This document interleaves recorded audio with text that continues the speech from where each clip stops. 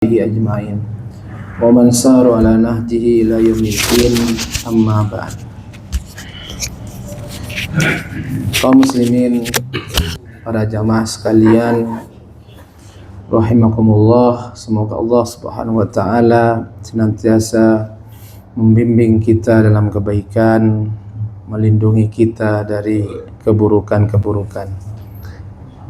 Alhamdulillah, kita dapat berkumpul lagi di salah satu rumah Allah Ta'ala yang mulia ini, insyaallah untuk tujuan yang mulia, yang baqa insyaallah kaitan dengan akhirat, yaitu mendalami agama kita dengan menuntut ilmu syar'i. Semoga Allah Ta'ala menambahkan kita semua ilmu yang bermanfaat. Pembahasan kita kajian kita masih kajian tematik ya. Belum ada buku baru, tapi masih terkait dengan hukum-hukum fikhiyah, masalah-masalah fikhiyah. Dan insyaallah pada kesempatan ini kita sekedar murajaah, mengulang saja pembahasan yang sebenarnya berulang-ulang, tapi kita lihat ini memang pembahasan yang butuh untuk terus diulang-ulang, karena memang ilmu itu diulang-ulang. Pembahasan kita pada kesempatan kali ini adalah tentang hukum-hukum terkait dengan imamah. Yaitu fikih berkaitan dengan hukum imam dan makmum. Ini khususnya bapak-bapak yang punya kewajiban sholat berjamaah pasti sering menjumpai hal-hal yang kadang-kadang lupa atau mungkin tidak tahu hukumnya. Insyaallah mudah-mudahan dapat terjawab pada kesempatan ini. Pembahasan yang pertama tentang siapa yang paling berhak menjadi imam. Siapa yang paling berhak menjadi imam? Ya, ketika mau mendirikan jamaah sholat, siapa yang paling berhak untuk menjadi imam? Ya, kadang-kadang antum saja. Ini siapa antum? Nggak sholat nanti. Rasulullah SAW bersabda, ya ummul qauma aqra'uhum li kitabillah. Yang menjadi imam adalah yang paling ahli membaca terhadap kitabullah. Fa in kanu fil qiraati sawa fa a'lamuhum bis sunnah. Apabila mereka semua sama dalam kemampuan membaca Al-Qur'an, maka yang paling berhak adalah yang paling mengetahui sunnah Nabi SAW. Fa in kanu fis sunnati sawa fa aqdamuhum hijrah. Apabila dalam hal ilmu terhadap sunnah Nabi SAW mereka sama, maka yang paling berhak adalah yang paling dulu hijrah, yaitu yang paling dulu hijrah dari biladul kufri kepada biladul Islam, ke negeri Islam. Atau kalau memang di antara mereka adalah mu'allaf gitu, siapa yang lebih dulu masuk Islam. Fa in kanu fil hijrati sawa fa aqdamuhum sinnan. Kalau sama hijrahnya, masuk Islamnya sama, maka yang paling berhak, yang lebih berhak adalah yang paling dulu atau yang paling tua umurnya. Yang lebih tua umurnya. Jadi memang umur itu kadang-kadang dilihat juga, dianggap juga untuk menjadi imam. Tapi nanti urutan keberapa itu nanti. Urutan kesekian. Wala yu'ammanu ar-rajula fi sultanihi. Seorang tidak diimami oleh orang lain di dalam kekuasaannya, di rumahnya atau di masjidnya, maka yang paling berhak adalah pemiliknya. Jadi kalau pas sholat berjamaah dikerjakan di rumah, maka yang paling berhak adalah pemilik rumah. Wala yaq'ud fi baitihi ala takrumatihi illa biidnihi. Dan tidak boleh duduk di rumah orang tersebut di tempat yang memang dikhususkan untuknya, kecuali diizinkan olehnya. Baik, jamaah yang dirahmati oleh Allah SWT, dari hadis ini maka kesimpulannya, yang pertama, yang paling berhak secara urut untuk menjadi imam adalah pertama yang paling al-aqra, yang paling memiliki kemampuan terhadap bacaan. Siapa dia yang paling aqra? Para ulama ahlul ilmu menjelaskan yaitu al-aksar hifdzan, yang paling banyak hafalannya. Yang paling banyak hafalannya berdasarkan hadis Amr ibn Salamah radhiyallahu anhu yang mengatakan liya ummakum aksarukum Qur'anan. Hendaknya yang mengimami kalian adalah yang paling banyak bacaannya, yang paling banyak Qur'annya, yaitu yang paling banyak hafalannya. Yang kedua, apabila sama, hafalannya sama, bacaan Qur'annya sama, maka adalah yang paling mengenal sunnah, yaitu yang paling faqih, yang paling berilmu, yang paling berilmu. Yang ketiga, apabila sama, Qur'annya sama, ilmunya sama, maka adalah yang paling dulu hijrah dari negeri kafir ke negeri Islam. Kalau sama, maka yang paling dulu masuk Islam. Kalau sama, maka yang paling tua. Kalau yang paling tua. Tayyib. Di sini ada catatan. Yang pertama, hada tertibus sabiqut tabaq fi halati adam wujudi imamin ratibul masjid. Urutan tadi dari 1 sampai 5 itu dilakukan apabila dilakukan di masjid yang tidak punya imam rawatib, yang tidak punya imam rawatib, imam khusus yang memang ditunjuk. Tapi bila satu masjid sudah ada imam rawatibnya, maka tidak boleh mendahului imam tersebut, siapapun itu. Ya, meskipun lebih banyak hafalannya, meskipun lebih faqih ilmunya. Karena tadi Nabi SAW bersabda, dari sabdanya tadi pada potongan terakhir, wala yu'amman ar-rajula fi sultani. Kan kata Nabi SAW, tidak boleh seorang mengimami orang lain di dalam kekuasaannya sendiri. Jadi berarti kalau di masjid tertentu, maka yang paling berhak adalah pemiliknya. Pemiliknya ini punya umat, berarti takmirnya, ya, takmirnya, atau yang ditunjuk oleh takmir untuk menjadi imam rawatib, maka dia lebih berhak. Ya, meskipun kemudian di belakang ada yang lebih fasih, lebih banyak hafalannya, lebih berilmu, maka tetap yang paling berhak adalah imam. Maka tidak boleh seorang maksa untuk jadi imam, kecuali diizinkan oleh imam rawatib tersebut. Jadi di sini yang paling berhak Dimas, ya, sama-sama Wahyu. Tak boleh maju Bang Zen sampai diizinkan yang Dimas. Barakallahu. Enggak usah diizinkan. Nah, begitu juga tadi dari hadis tadi, begitu juga berdasarkan hadis tadi, tidak boleh mendahului siapapun itu untuk jadi imam di satu rumah mendahului pemilik rumah. Jadi pemilik rumah lah yang lebih terdahulu. Misalkan ada buka bersama, biasanya pas buka bersama sering kejadian sholat berjamaah di rumah ini. Lagi buka di rumah orang, udah masjid di sekitar udah selesai semua, ini baru selesai. Maka sholat jamaah dikerjakan di rumah. Biasanya antum aja, silakan antum. Enggak. Yang paling berhak tuan rumah, sampai kecuali tuan rumah mengizinkan siapa untuk menjadi imamnya.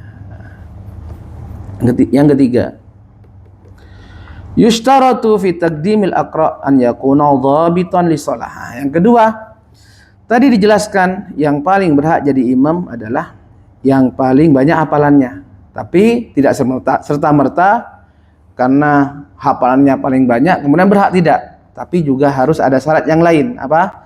Dia harus menguasai fikih sholat, paling tidak. Harus menguasai fikih sholat. Harus menguasai ilmu hukum-hukum berkaitan dengan sholat, secara khusus sholat berjamaah. Apabila tidak boleh. Tidak boleh. Harus. Maka imam sholat berjamaah harus faqih.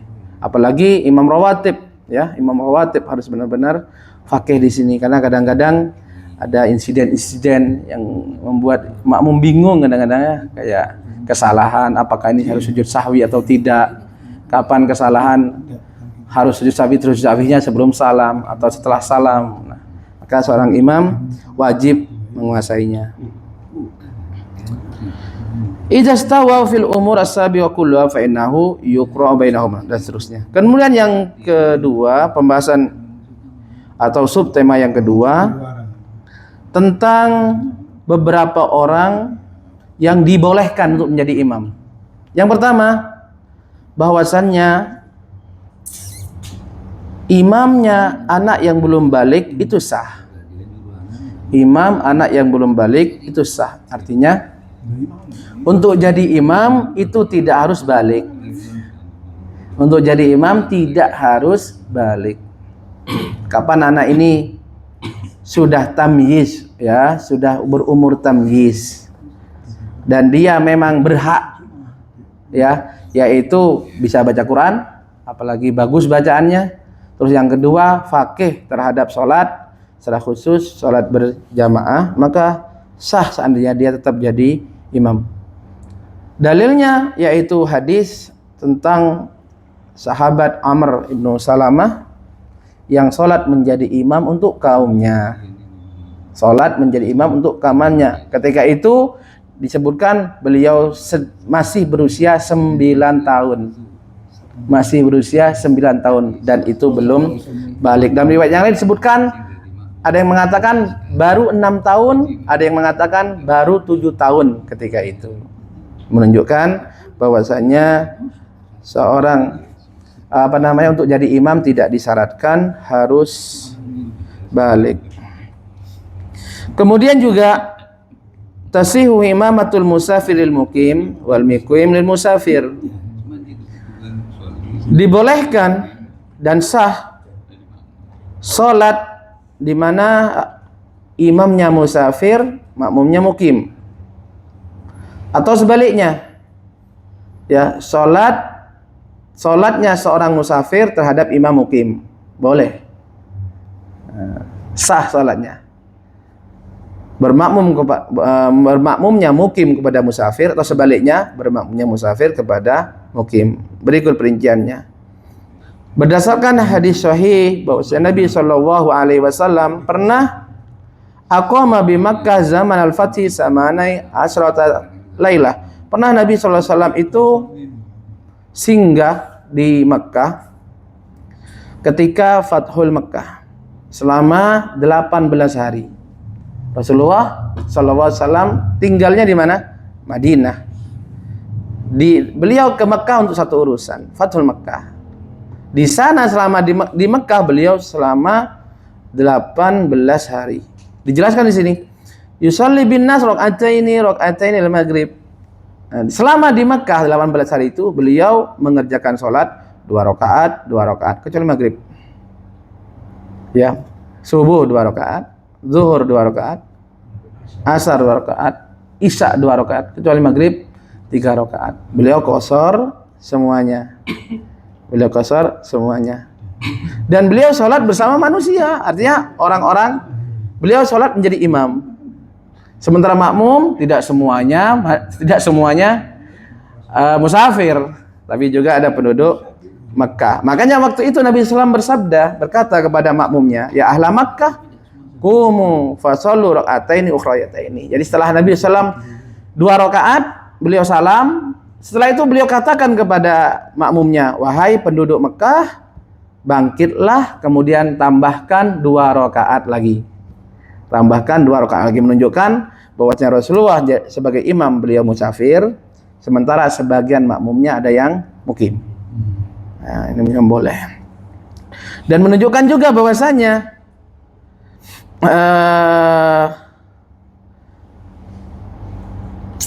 makmum yang mukim terhadap imam musafir yang mengqashar salatnya wajib tetap sempurna 4 rakaat. Tidak mengikuti imam. Karena imam 2 rakaat karena dia musafir. Musafir maka dia qashar, sementara makmum yang mukim tetap sempurna 4 rakaat. Kata Nabi SAW lanjutkan. Kata Nabi disebutkan, wahai penduduk Mekah, bangkitlah untuk menyempurnakan, tambahkan 2 rakaat.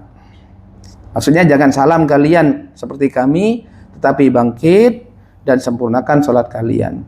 Fa inna qaumun safrun, yakni ala safar, karena kami penduduk Madinah sedang safar sebagai musafir. Ya.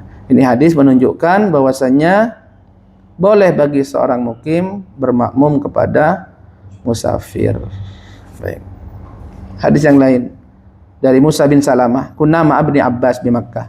Kami pernah bersama Ibnu Abbas di Makkah. Ketika itu mereka safar. Ya, mereka dalam kondisi safar. Ya. Wa faqala Musa bin Salamah li Ibnu Abbas, idza kunna ma'akum, yani fi jamaah ma'akum shallaina arba'an. Kami apabila bersama kalian, yaitu apabila kami sholat bersama kalian, bermakmum kepada kalian dalam sholat jamaah, sholaina arba'an, kami melaksanakannya 4 rakaat. Ya, kami melaksanakannya 4 rakaat. Karena kami musafir, kalian mukim.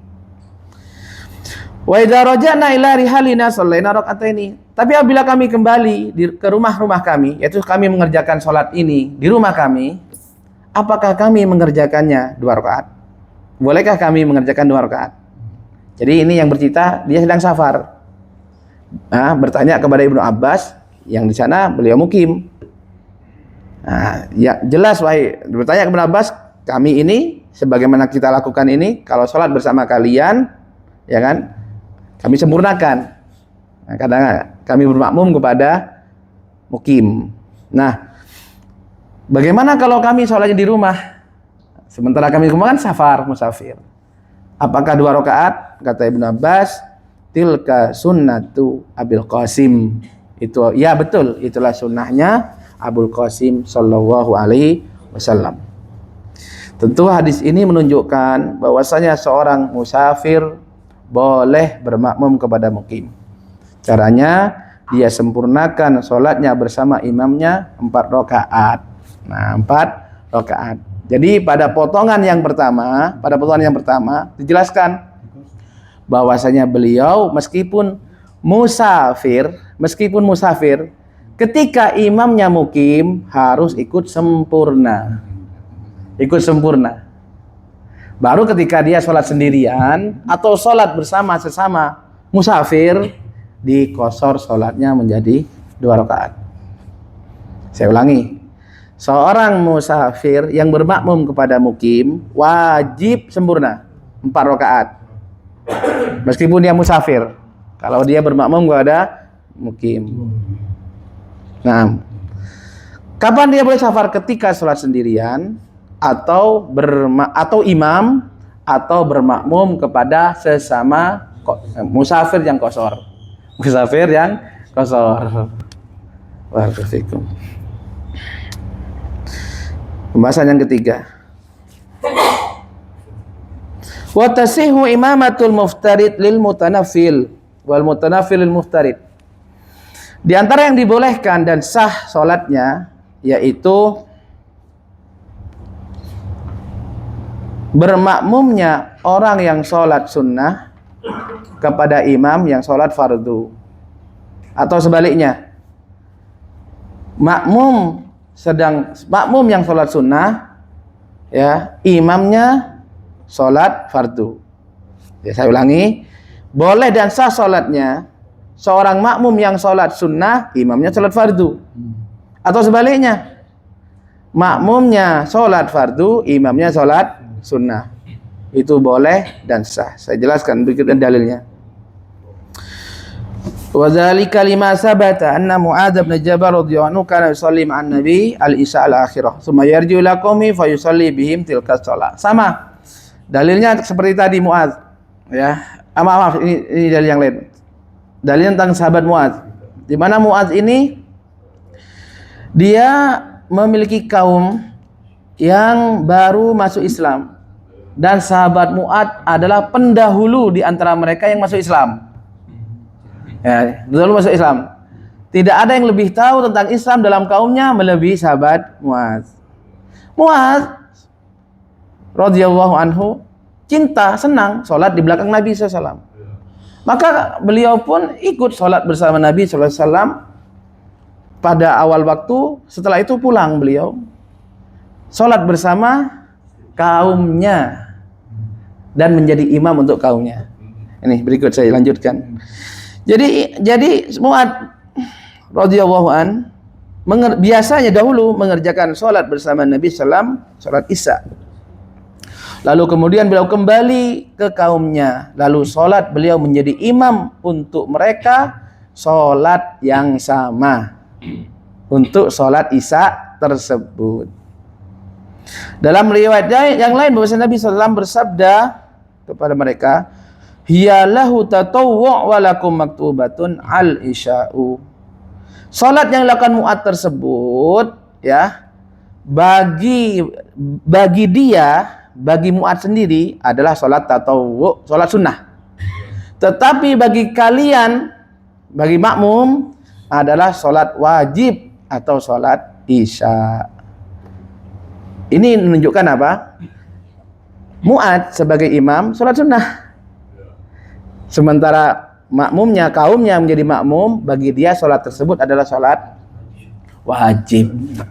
Sholat wajib ini dalil kemudian disimpulkan oleh para ulama menunjukkan bolehnya makmum yang sholat fardu menjadi makmum kepada imam yang sedang sholat sunnah.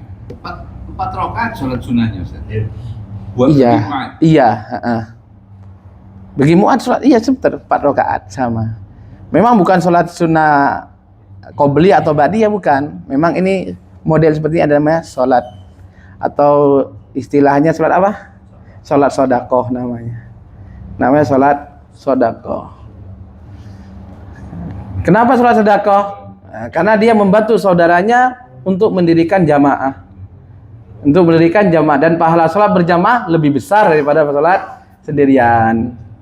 Makanya sebagian ulama menyebutkannya sebagai sholat as-sadaqah seperti ini. Jadi salat Isya nafsuha ya persis sudah salat Isya dikerjakan.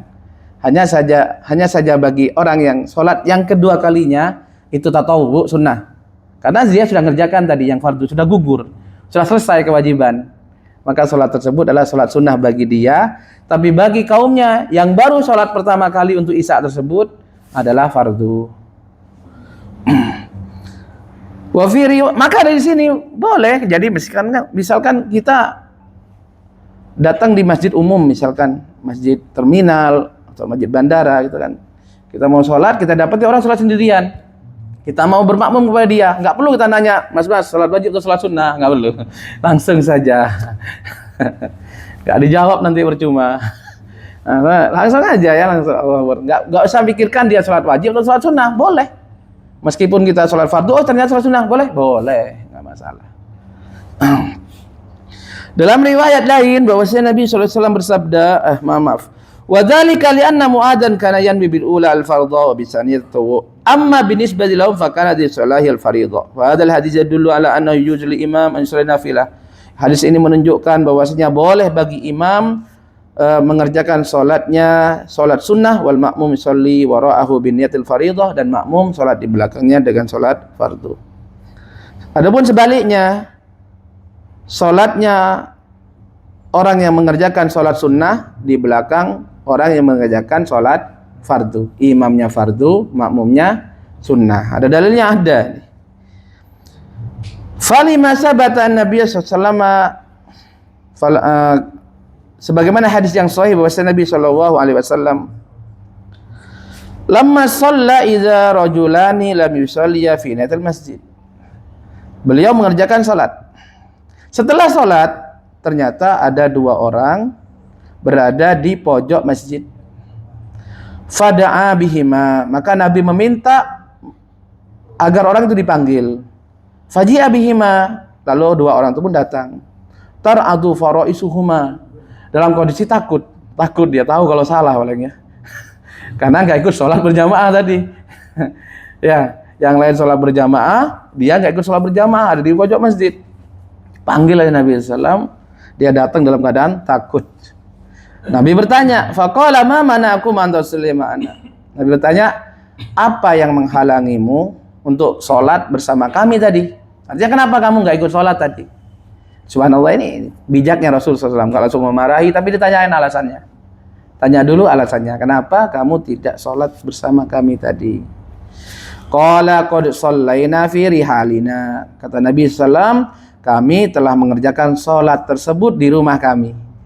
Jadi sepertinya di jamaahnya Nabi SAW itu agak mundur ya, agak mundur pengerjaannya. Jadi dua sahabat ini sudah melaksanakan sholat tersebut di rumahnya. Kemudian berangkat ke masjid, mendapati jamaah sedang sholat, dia tidak ikut sholat. Maka Nabi panggil. Jadi intinya dua orang ini sudah mengerjakan sholat tersebut. Maka apa kata Nabi SAW? La taf'alu. Jangan kau ulangi lagi. Jangan kau ulangi lagi. Idza shalla ahadukum fi rahlihi. Apabila di antara kalian telah melaksanakan suatu sholat di rumahnya, summa adrakal imama wa lam yusalli, lalu dia mendapati imam, berarti di masjid, belum melaksanakan sholat tersebut, fal yusalli ma'ahu, maka kerjakanlah sholat tersebut bersama imam. Fa innaha lahu nafilah, sesungguhnya sholat yang dikerjakan bersama imam tersebut bagi dia nafilah, sholat sunnah. Sholat sunnah. Jadi intinya dari hadis ini pertama, apabila di antara kita telah melaksanakan satu sholat isya misalkan, selesai kita sholat isya, kemudian kita mau bertemu teman janjian di satu masjid. Di masjid itu mungkin ada kajian sehingga sholat isyanya mundur. Mundur. Jadi sampai sana intinya belum sholat. Atau sedang di tengah-tengah sholat misalkan ya, tengah sholat. Yang jelas belum sholat gitu ya. Kemudian dia masuk masjid, lalu dikumandangkan sholat. Maka yang disyariatkan untuknya adalah ikut sholat. Karena Nabi melarang perbuatan tadi. Sahabat tadi ini dilarang, jangan kerjakan yang seperti itu. Menunjukkan perbuatan tersebut tercela. Tapi apakah berdosa? Jawabannya tidak ya, jawabannya tidak. Atau apakah sholatnya yang tadi dilakukan tidak batal? Jawabannya tidak, karena Nabi tidak disuruh mengulangi sholatnya. Cuman perbuatannya tersebut di mana ketika kaum muslimin semuanya berjamaah, dia menyendiri, tidak ikut, itu tercela. Maka Nabi melarang perbuatan tersebut. Jadi kalau kebetulan ada jamaah sholat, ya kita tidak ada hajat apapun, meskipun kita sudah sholat, asal kita ikut sholat berjamaah. Sesungguhnya itu bagi kita ditulis ibadah sunnah.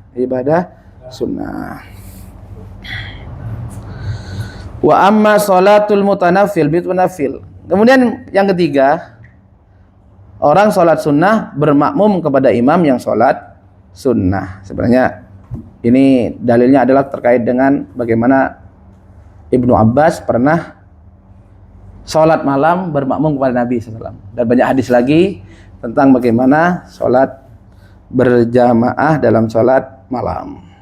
Itu menunjukkan ada di situ sholat sunnah, seseorang bermakmum kepada imam yang sholat sunnah. Jadi intinya dalam masalah imamah ya, dan imam dan makmum, apakah dia sholat fardu ataukah sholat sunnah, ini bisa saja, bisa, tidak masalah dalam hal tersebut. Baik, saya lanjutkan. Atau sampai di sini ada kasus, ada pertanyaan, ada hal. Bang Sen, betul. Imam kepada seorang perokok itu hukumnya boleh atau tidak?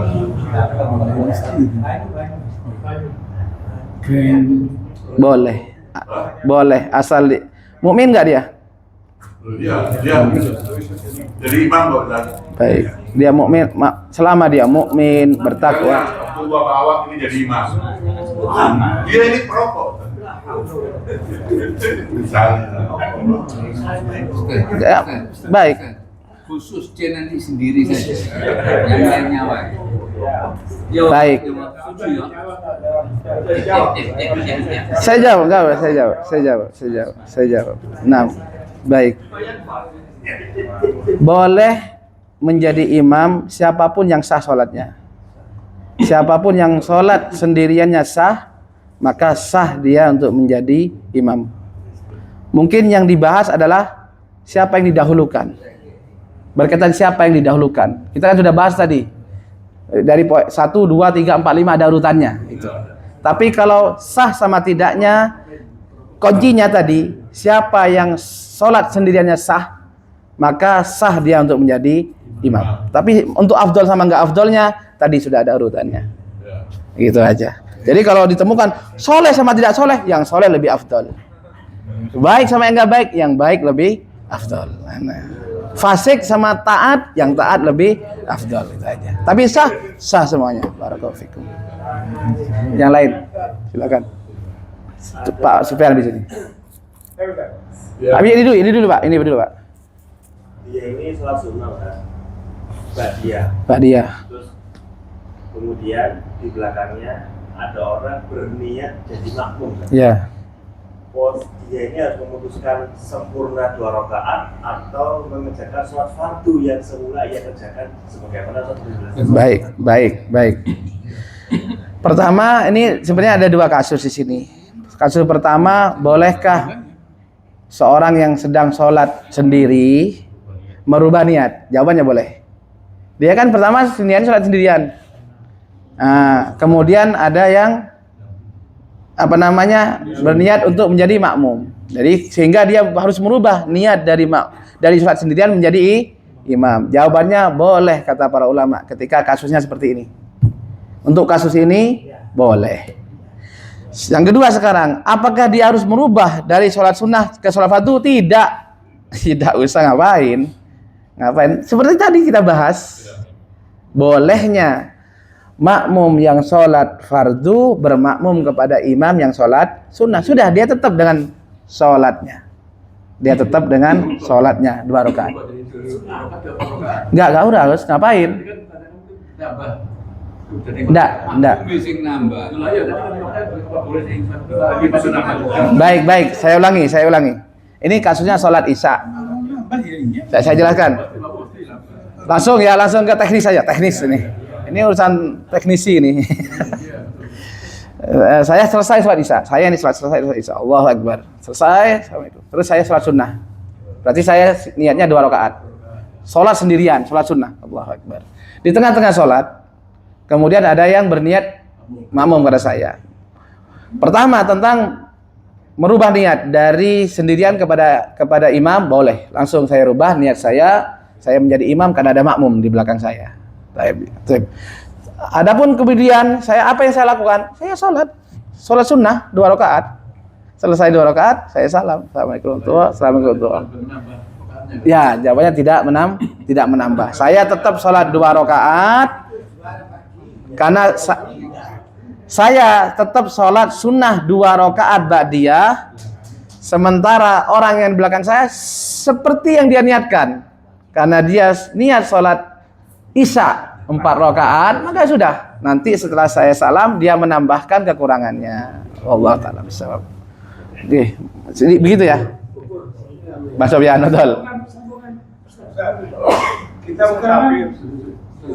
Jadi makmum dia salam yang menjadi imam. Kemudian dia itu ikut yang menjadi makmum. Gimana, Bang? Jadi saya masalah sholat sunnah. Iya. Dan Iya. sudah 2 rakaat, saya salam. Dia kan terus. Iya. Tambah. Saya ikut yang itu jadi makmumnya dia. Boleh. Ngerti ya? Ada orang yang masuk masjid, bayar sunnatul masjid 2 rakaat. Oh iya, kasus. Iya. Jadi sekarang kasusnya sholat sunnah qabliyah. Iya. Tahu urusan ini. Ya, paham. Udah paham. Kayaknya kasus seperti ini jarang ya, kasus ini. Tapi kalau memang ada ya boleh, sah-sah aja, nggak ada manik, nggak ada penghalang, nggak ada penghalang di sini, nggak ada penghalang, sah-sah aja, sah aja. Betul. Baik, silakan Bang Sofyan. Setelah sholat Musafir setelah sholat maghrib. Sholat maghrib kita sholat isya 2 rakaat. Setelah selesai kita Maksudnya jamak. Oke, tamam. terus kita mendengar adzan. Mendengar azan. Ya. Sholat isya. Kita wajib mendatangi tempat adzan itu. Oh, baik. Ini kasusnya adalah menjamak sholat maghrib, isya atau zuhur, asar sama saja. Setelah selesai, kemudian masuk waktu zuhur atau waktu asar. Apakah ada kewajiban bagi dia mengerjakan sholat asar atau sholat isya? Jawabannya tidak. Tidak ada. Kecuali dia sedang berada di masjid. Nah, khusus bagi anak masjid. Tapi apabila dia di luar masjid, di selain masjid, tidak masalah. Gak usah datang karena selesai dia sudah selesai. Sudah dia kerjakan sholatnya. Karena memang dia sedang safar, dia dapat rukhsah. Diberi kemudahan bagi dia dan dia ambil rukhsah itu. Alhamdulillah. Jadi nggak ada kewajiban kemudian. Tapi kalau kasusnya beda kalau dia berada di masjid. Nah, beda lagi. Harus ikut. Tadi ada larangan dari Nabi yaitu menyendiri dan tidak ikut sholat berjamaah, itu dilarang. Kita mau sholat. Sudah, sebentar Bang, seperti itu Bang ya. Ya Ustaz, terima kasih Ustaz. Barakallahu fikum ya syukur. Saya tanya, Oh nggih, Kang. yang paling banyak melakukan yang Ustaz ngomong ini saya. Saya Ya. maghrib bersama di sini. Saya musafir langsung saya jamaah isya. Tamam. Karena ini musola suka banyak majelis, kita duduk. Ada isya. Apakah saya harus ikut isya atau tidak? Berdasarkan sabda Nabi ikut. Walaupun anak sudah isya. Iya betul. Saya ulangi hadisnya. Sudah ya. Ini ada hadisnya tadi dibahas hadisnya. Betul. Nah. Saya tidak mau dengar yang lain, mau dengar yang Ustaz saja. Nah Bang, barakallahu fikum. Barakallahu. Sorry, betul. Saya yang tanya, Ustaz yang jawab. Betul Bang, betul. Barakallahu fikum. Barakallahu fikum Bang. Barakallahu fikum. Karena harus ikut Bang. Kalau ada di dalam masjid. Di dalam masjid. Nah. Kalau anak keluar masjid, bebas. Bebas, ya bebas. Azan. Betul. Betul Bang. Betul Ami. Karena kita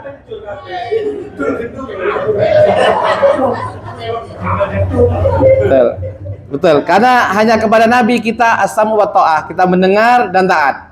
Nah. Ini Pak Eko tadi. Mohon maaf. Bukan. Ini ada kelanjutan. Oh. Bukan. Kan Nggih. anak sudah selesai isya. Sudah. Tapi karena anak di dalam masjid, maka anak ikut isya lagi. Betul Bang.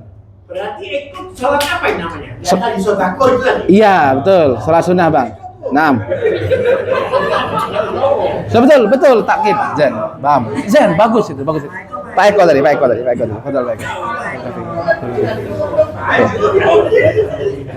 Betul, Pak Eko. Tadi bab pertama tadi penetapan imam. Iya Bang. Ustaz menjelaskan bahwa pendidikan Basic rame. Nah, gantian Pak Eko. jadi bab pertama tadi Ustaz menjelaskan penetapan imam itu yang berkuasa kan setempat. Sohibul ya. Misalkan di bangunan di tempat ini tangannya misalkan Pak Sofyan. Oh iya. Maka dia menetapkan kan imam siapa dan seterusnya. Ini ada pemahaman Ustaz, bahwa seolah-olah kalau di tempat ini ada yang memahami bahwa yang di atasnya lagi, misalkan di sini ada RT, itu memahami surat An-Nisa 59 ulil amri minkum itu. Jauh banget ya, betul. Ini beranggapan bahwa yang menetapkan bukan takmir. Berarti dia menganggap saya berkuasa. Berarti ini gugur. Nah ini gimana? Menjelaskan penetapan tadi. Sebab ini kalau Baik. Gini, ini Bang. Tanya jelaskan. Apakah ada di atasnya takmir? Ya ada. Ada.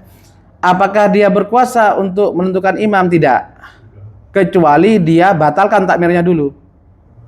Nah, karena sebenarnya takmir sudah jadi perwakilan dia. Nah, mas'ul kekuasa sudah diberikan kepada dia. Maka takmirlah yang berkuasa untuk menentukan imam. Nah, kalau dia, apakah dia punya kuasa? Dia punya kuasanya terhadap takmir. Ya silakan, takmirnya diganti, dicopot, kemudian baru dia gitu, seperti itu susunannya. Adapun yang berkuasa di musola yang secara khusus yang berkuasa di situ. Apalagi jadi imam, tetap takmir yang lebih tahu dan sebagainya. Allah Ta'ala bisawab. Ini lupa tadi urutannya. Betul. Barakallahu fikum.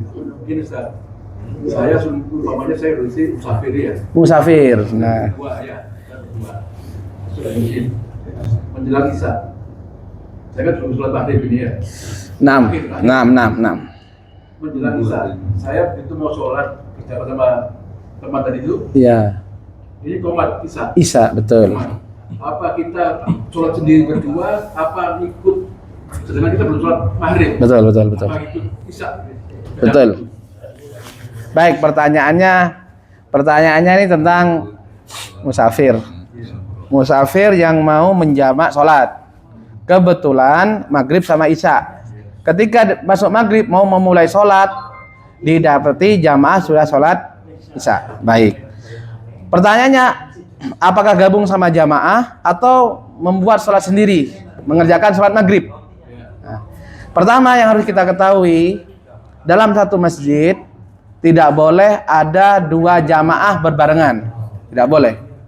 Dalam satu masjid tidak boleh ada jamaah berbarengan. Kecuali masjid umum. Maksudnya umum itu di bandara, di terminal itu boleh. Itu sudah. Orang punya kepentingannya beda-beda. Makanya kalau di terminal tuh misalnya kita sholat, Allahu Akbar, kok imamnya mukim? Waduh, maaf ini ketinggalan misalkan. Atau kita mau sholat sudah tahu, aduh mukim nih, boleh kita buat sendiri untuk tempat seperti itu. Tapi untuk masjid-masjid kampung ya, masjid-masjid yang sudah ada imam ratibnya, tidak boleh ada dua jamaah berbarengan. Jadi gimana Ustaz? Apa kita ikut Baik. dulu, maghribnya ikut? Betul. Sehingga pertama harus gabung dengan imam yang ada. Yang kedua, ini kasus pertama ya. Kasus kedua, yang kedua, makmum ini apakah makmum yang sudah gabung dengan imam yang sholat isya, apakah dia mengerjakan isya ataukah dia mengerjakan maghrib? Nah, di sini ada khilaf di antara para ulama. Yang rojih, dia sholat maghrib. Dia sholat maghrib. Kenapa? Karena sholat itu urutan, sudah sesuai urutan. Habis asar ya maghrib, kemudian isya. Nggak ada isya kemudian maghrib. Maghrib kemudian isya. Terus bagaimana kasus ini Ustaz? Lah, boleh nggak Ustaz beda maghrib sama isya? Jangankan maghrib sama isya, sholat fardu berimam kepada sholat sunnah aja boleh. Nah, apalagi dalam kasus seperti ini tentu ringan. Maghrib sama isya sama-sama fardu. Nah, maghrib isya sama-sama fardu. Ini lebih ringan daripada tadi yang telah kita sepakati dengan dalilnya bolehnya makmum sholat fardu, imamnya sholat sunnah. Nah, thayyib. Selesai sampai di sini berarti dia sholat maghrib. Kasus lagi. Nah, bagaimana caranya ini? Dia kan 3 rakaat nih makmumnya. Imamnya 4 rakaat. Nah, kalau dia masuk di rakaat kedua, alhamdulillah nggak masalah. Pas sudah selesai ya kan. Gimana Ustaz? Gimana kalau dari awal? Apakah nunggu rakaat kedua? Nggak afdol. Sebenarnya boleh-boleh saja ya kan. Kalau bilang sah sama nggak sah ya boleh, karena tetap sah. Hanya mana lebih afdol? Afdolnya langsung dia sholat bersama imam. Karena perintah Nabi SAW, apabila kamu masuk masjid dan mendapatkan imam sudah sholat, maka langsung sholat seperti imamnya tersebut. Gak usah nunggu rakaat berikutnya. Baik, saya ulangi lagi. Kalau urusan sah sama gak sah, sah semua ya kan? Karena nggak merusak syarat, nggak merusak rukun, nggak menghilangkan wajib-wajib. Tapi mana yang lebih utama? Lebih utama langsung sholat. Nah, kasusnya sekarang imam salam 3 rakaat, 4. Imam sudah selesai rakaat ketiga. Terus makmum ngapain? Imam selesai rakaat ketiga kan bangkit untuk rakaat keempat. Makmum ngapain? Di sini ada khilaf di antara para ulama lagi. Satu, sebagian mengatakan boleh dia salam langsung. Yang kedua, dan ini yang banyak diikuti, yaitu dia duduk. Setelah selesai rakaat ketiga, imam bangkit rakaat keempat, dia duduk tahiyat. Nunggu sampai imam tahiyat, imam salam, kemudian dia salam bersama imam. Nah, dan ini yang lebih rajih insyaallah. Kenapa begitu? Karena yang namanya makmum jangan mendahului imam. Makmum ya sebagai ikut imam. Bagaimana dia nutup sholatnya duluan sebelum imamnya. Jadi ini yang saya lihat lebih kuat. Betul sekali. Alhamdulillah, itu bagus Bang, biar dia bertanya. Kalau bertanya dijelaskan dapat ilmu. Seperti itu ternyata. Kita jelaskan, alhamdulillah. Bukan. Alhamdulillah, salafi sekarang alhamdulillah kemana-mana gara-gara awalnya dituduh-tuduh. Alhamdulillah. Tayyib ya, karena waktu yang terbatas juga, alhamdulillah malam ini malam yang luar biasa. Padahal materinya masih panjang, saya cuma ambil 3 poin atau 4 poin. Insyaallah kita lanjutkan pada pertemuan berikutnya bismillah. Subhanaka wa bihamdik, asyhadu an la ilaha illa anta, astaghfiruka wa atubu ilaik. Assalamualaikum warahmatullahi wabarakatuh.